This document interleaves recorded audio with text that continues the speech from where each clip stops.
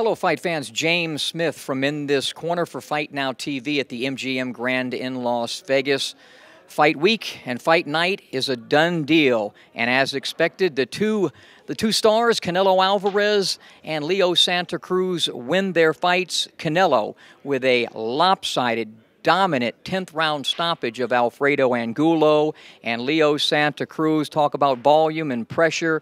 He puts on a splendid performance en route to a 12-round unanimous decision win over Cristian Mijares. After the fight, post-fight reaction. Canelo, grade your performance for me. A great performance, I thought. What did you think? Dice, fue una gran pelea que hiciste. Danos tu calificación sobre ti mismo.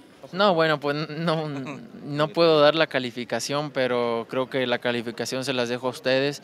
Lo único que sí te puedo decir es que me siento bien contento con el trabajo que hicimos hoy.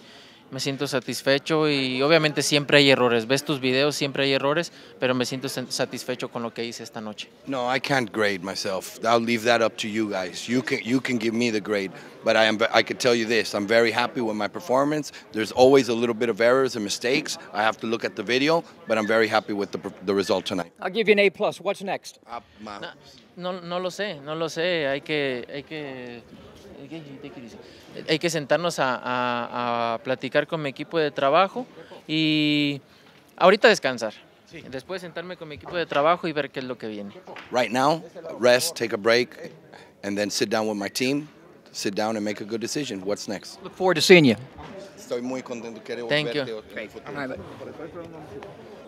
First off, young man, tremendous overall performance. The typical volume, the typical pressure, the typical better than usual accuracy. Great performance. Grade yourself. Yeah, no, thank you very much. Appreciate it. That's what we worked hard in the gym for. Because in the last fight against Seda, we kind of didn't look as good as I wanted to, and for this one, we knew we had to train hard and we had to try to learn how to fight those kind of fighters, and that's what we did. We were gonna go forward, pressure, and not let him time to move and try to finish him there. You know what I like so much that I saw is that in the past I've seen you and you throw a lot of punches, but now you're placing your punches and setting up your punches so much better. Yeah, no, every time we're learning more. We go in the gym and little by little we're learning more, and we want to improve. We have to give fans better fights every time. And that's what we're trying to do. We're trying to set a little bit more, not just throw the punches, just to throw. We have to make sure that we connect them.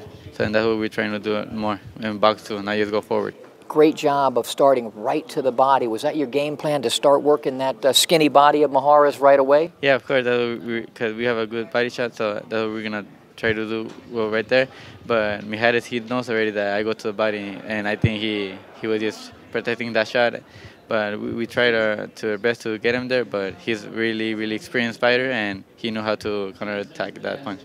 The most important punch in boxing, in my opinion, is always the left jab, and you did a great job of utilizing the left jab to set up your right hand, to set up your body shots. You also started with the jab and ended with the jab, which is something that I try to teach young fighters to do. Talk about your left jab. Yeah, no, my dad, he told me, when he studied Mijares, he told me, he gets hit with a jab, so throw the jab, and after right, you go back with the jab. He calls it the Pacquiao punch, because Pacquiao used to, when he used to fight, he used to go 1-2 and then jab again, so he always tells me, my dad told me, practice that shot again, always, and you're always going to get him.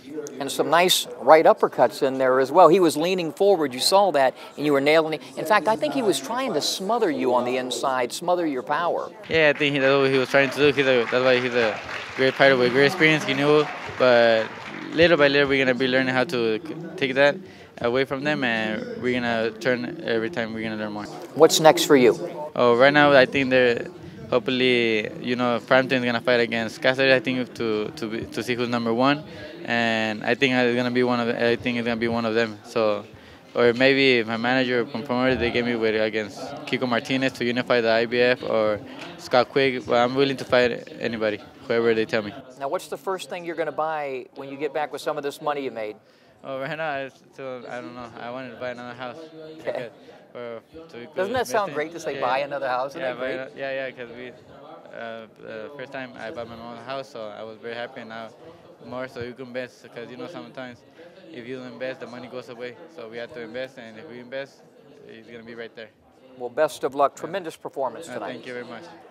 Paulie, let's start out and talk about Leo Santa Cruz, a absolutely splendid performance by the young man. Yeah, he keeps getting better, Smitty. We're seeing him against different styles now. You know, at first I always wondered about how he would do if a guy gave him some movement, or you know, guys that didn't stand right in front of him. And you saw the Cesar Seda fight. He fought a mover, southpaw, slickster. Mijares, a southpaw mover as well. So you can see not only he's learning, but his team is also building the confidence to match him up against different styles. You no longer have to see Leo Santa Cruz against a guy who stands right in front of him for him to be entertaining. He can now stalk a guy who's going to move on him as well. So I was really pleased with the performance I saw tonight. What I like, too, with him, he's such a, he's a guy with pressure and volume, but he was placing his punches tonight and setting up his stuff. I mean, even jabbing, right hand, and then finishing with the jab, thinking in there, which is something, Accuracy has always been his forte. One thing I really liked that I saw today that I didn't always see in the past from him is he's cutting the ring off now. A lot of times he stalks you all over the ring, but if he in a following kind of way, Now he's starting to cut the ring off, and I really noticed it. He can do it a little bit better at times, but he really, you can tell he's really working on it. And man, it's going to make him that much more devastating because he already puts a lot of pressure on. Now if he can cut the ring off and get to you a lot faster, put that more mental pressure on you as well, these opponents are going to have a tough time.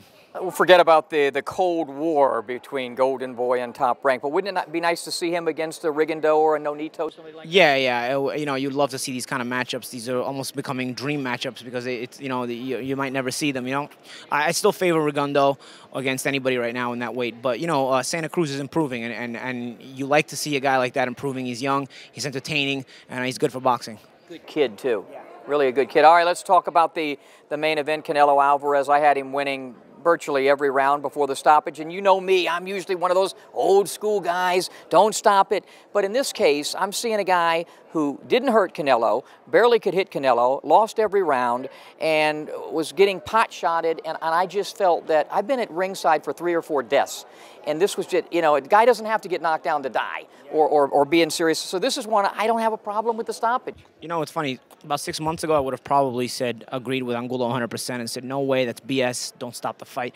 Because, as a fighter, you always get heated, you always have that pride. And I think if I was in Angulo's position, I probably would be really mad too. I'd be really emotional. I'm an emotional guy. But I was at the fight on the Curtis Stevens versus Golovkin undercard where Mago fought Mike Perez, the heavyweight, and I saw that fight, and at no point when I was watching that fight did I think the fight should be stopped. And then it turns out Mago ended up having permanent damage, a coma, and permanent damage for life afterwards. So, after having seen that live, I kind of have a different perspective now as I watched ringside tonight.